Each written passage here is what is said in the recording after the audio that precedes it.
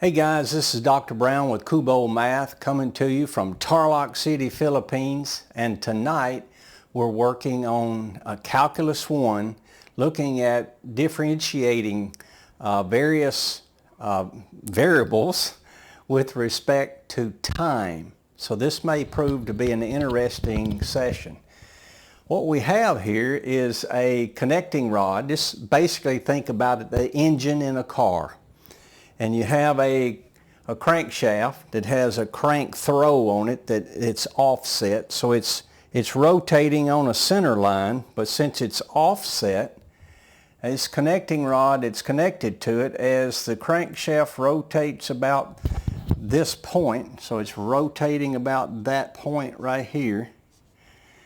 Then that piston gets pulled back and forth. So as it rotates around, eventually this is pointing this way and it's at bottom dead center, if you will. Then as it rotates around, it pushes it the other way, so it's going back and forth.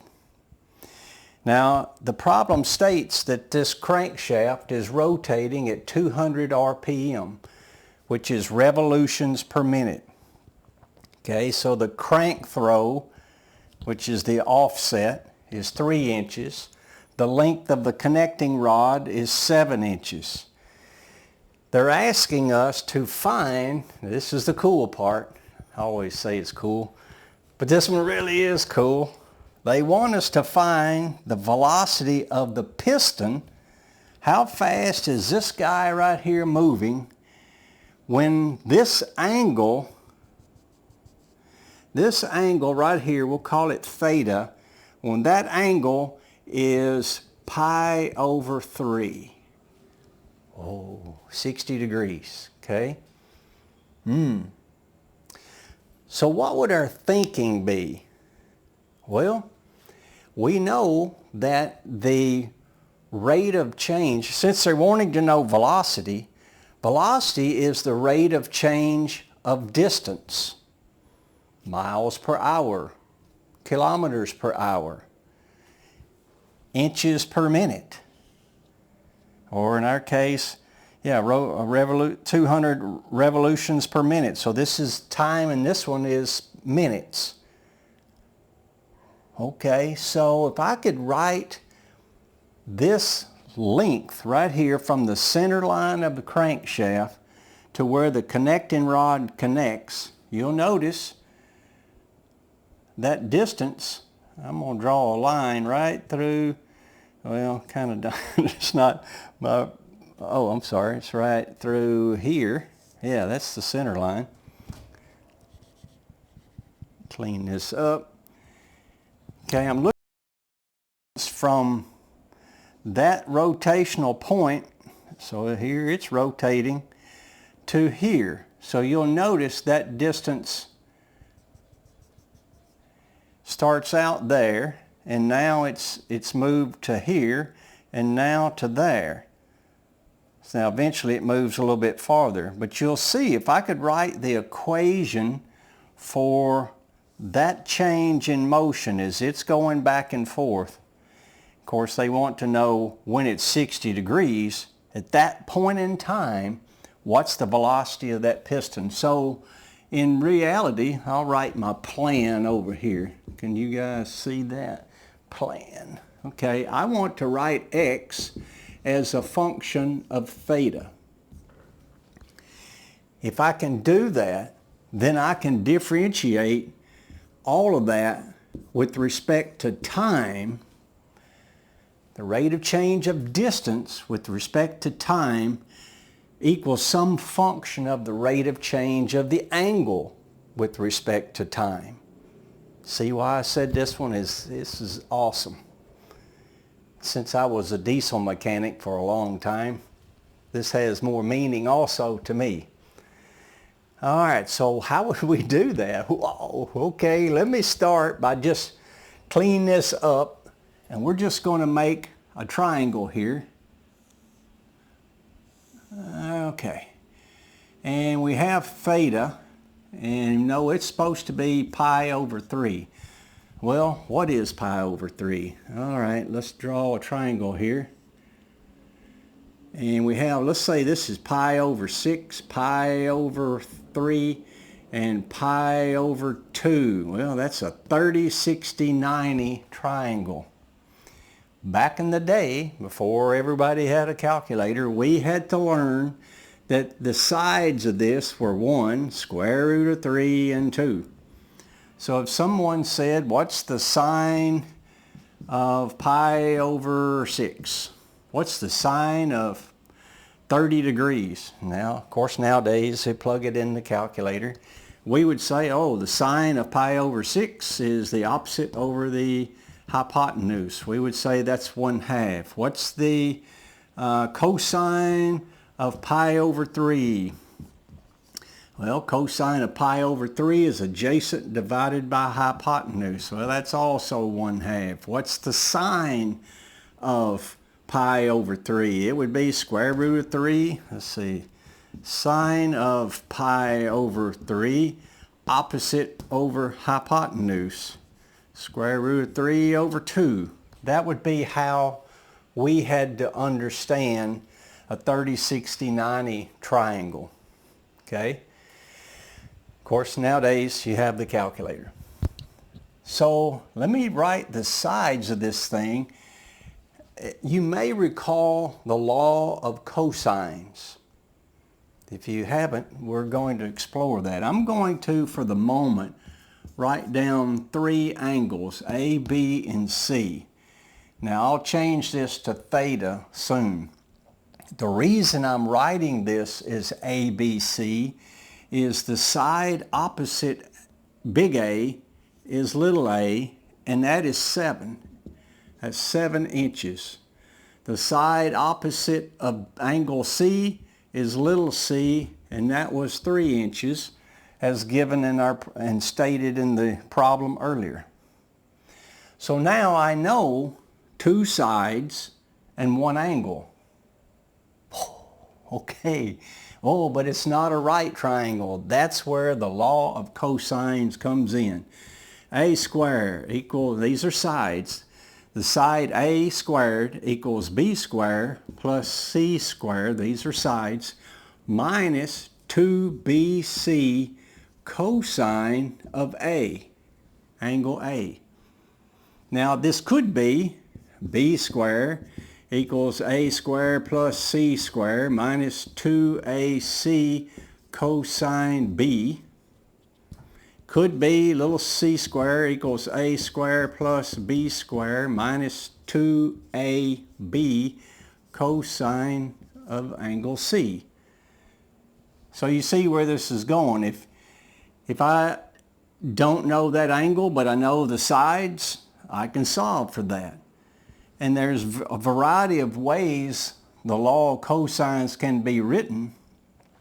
Now in our case, let me erase these 2. I didn't write the side B is opposite of B. We're going to let that equal X, but we don't know what that is, because eventually I've got to look at the rate of change of that length. Okay, so let's work with this, what we have for the moment. We know A was 7 inches. So 7 inches squared equals, I don't know what B is, B squared, plus 3 squared, 3 inches squared, minus 2 times, we don't know what B is. I'm going to move C over, 2 times C, which was 3 inches, times B, okay, cosine of pi over 3. Okay, what's cosine of pi over 3? It is, cosine is adjacent over hypotenuse, which is 1/2. So I'll just write down 1/2. Okay, before I lose track of that, those 2's cancel. What do I have? I have 49 inches square, inch square, minus or equals B square plus 9 inch square. I tell you, if you don't mind, I'm going to drop the units for the moment. All my engineering friends will cringe. These are all in inches square, and I don't want to get it too cluttered. Okay, so minus 9 inch square minus 6, or excuse me, those 2's cancel, so minus 3b. Let me collect terms here. If I move this to the other side, I would have 0 equals b squared. 9 minus 49 is minus 40, but I'm going to move the b, the minus 3b minus 40, and that all equals 0. Hey, let's factor that guy. So what do we have here? Okay, what are the, well, b times b. What are the factors of 40 that when I multiply together give me negative 40, but when I add them together give me a negative 3? Hey, minus 8 and a plus 5. So minus 8b, multiplying the diagonals, plus 5b, add those together, that's minus 3b. b times b is b squared. Negative 8 times positive 5 is a negative 40. So now I have b minus 8. So I'll write that here, b minus 8. And I also have b plus 5. So b could equal 8, or b could equal a negative 5. Well, that length of that can't be a negative number, so that makes no sense. So b could equal 8. So let's run with that. Okay, I'm going to erase this for the moment. Get this guy out of the way. b equals 8. All right. Now then, back to what was given. We had 200 RPM. 200 RPM. Let's see how far over I can go. 200 RPM. That's revolutions per minute. Now in one circle, there's 2 pi radians. Okay, so if I'm going around that circle 200 times in a minute, I'm going 200 times 2 pi radians. So d theta dt, the change in my angle, is 200 times 2 pi radians, which gives me 400 pi radians per minute. Hopefully I'm not over too far. Okay, 400 pi radians per minute. That's d theta dt. Okay, wow, hey, we're getting close. Now if we can figure out what x is and then take the derivative of that, we're off and rolling. Okay, I'm going to erase back up to this original problem here. Hopefully you're, well, in YouTube you can just rewind, move it back. Otherwise, back in the day, we would have been, wait, I haven't made a copy. Okay, what if, so we said b equals x. Now, the reason I wrote it this way in this format was this is how everyone learns this in school. I'm going to change b to x, and I'm going to change a to theta. Same formulation. Now then, let's take the derivative of this guy with respect to time. And the variables that we're concerned about, the variables are x and cosine theta. And I want to, before I mess up, I'm going to change, had BC, I'm going to change that to CB, or CX.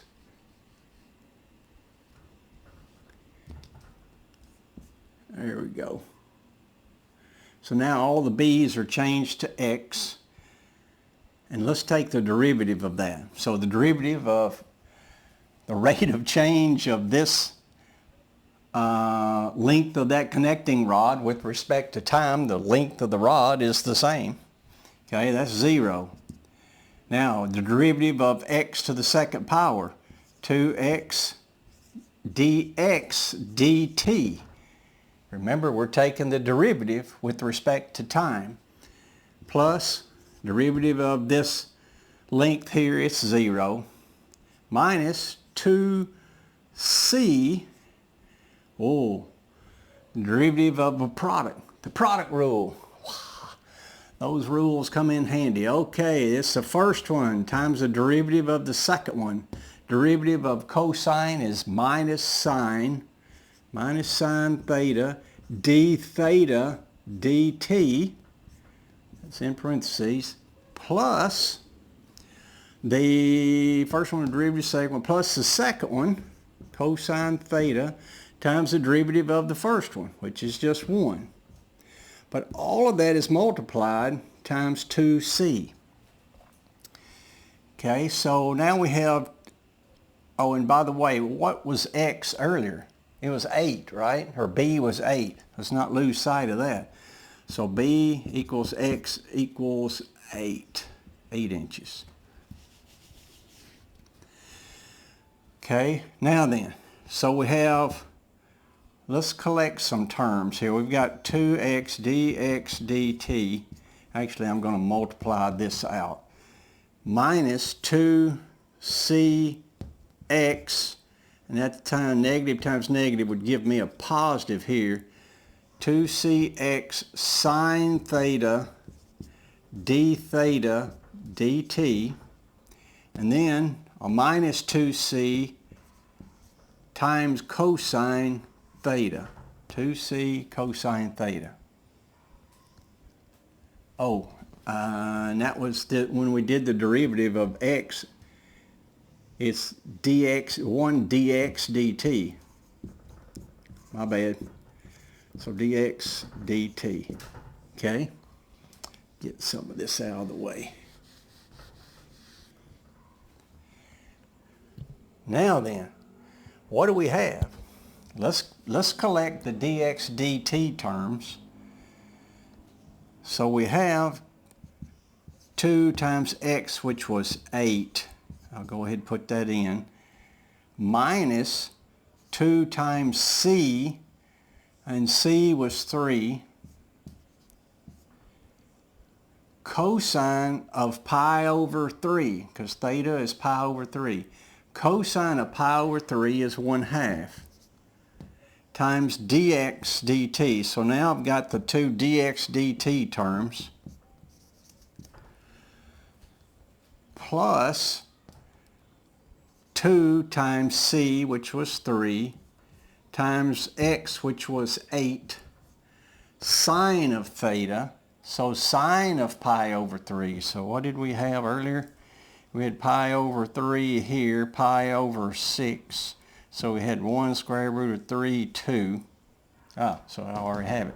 Sine pi over 3, square root of 3 over 2. Square root of 3 over 2.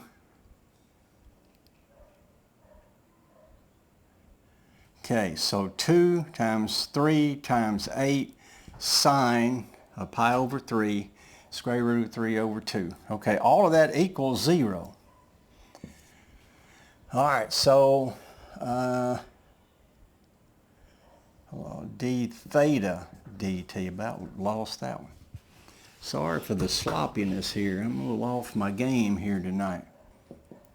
All right, so we have, our plan, remember, was get derivative with respect to time of the distance, x, and of the d theta dt. So I have the angle changing and the distance of this piston going back and forth.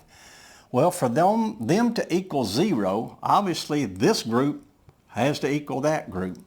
So let me just subtract, let me just subtract this guy and put it over here. So I'll have the 2's cancel. 3 times 8 is 24. So 24 square root of 3 d theta dt.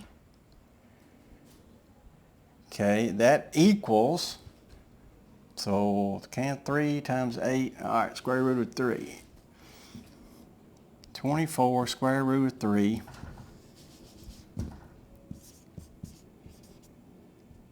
d theta dt equals 16, 2 times 8, 16, minus, these cancel, so this is 16 minus 3, so that parentheses is 13. 13 dx dt. We're going to divide both sides by 13. Okay, so now I have 24 square root of 3 d theta dt over 13 equals dx dt.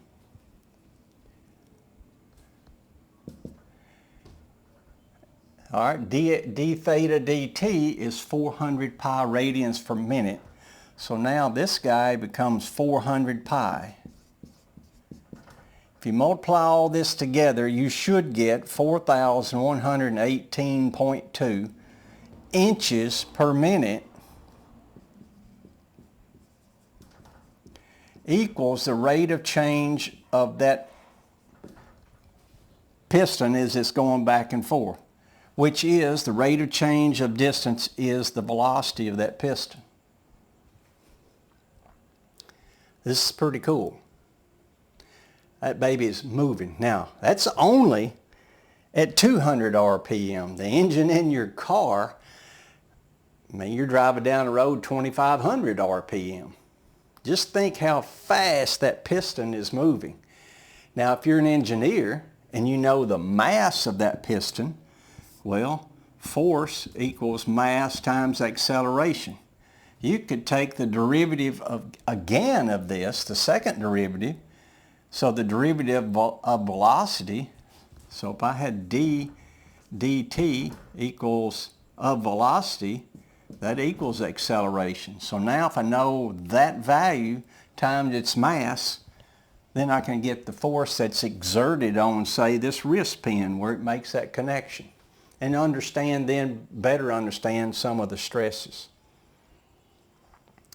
So hopefully you enjoy this. I think it's a nice little problem, and I enjoyed working this. So we'll hopefully do more of these in the future, and you have a wonderful evening. Remember, we're trying to build a better tomorrow and do that through math. Study, study, study, and we'll talk to you next time. Thanks.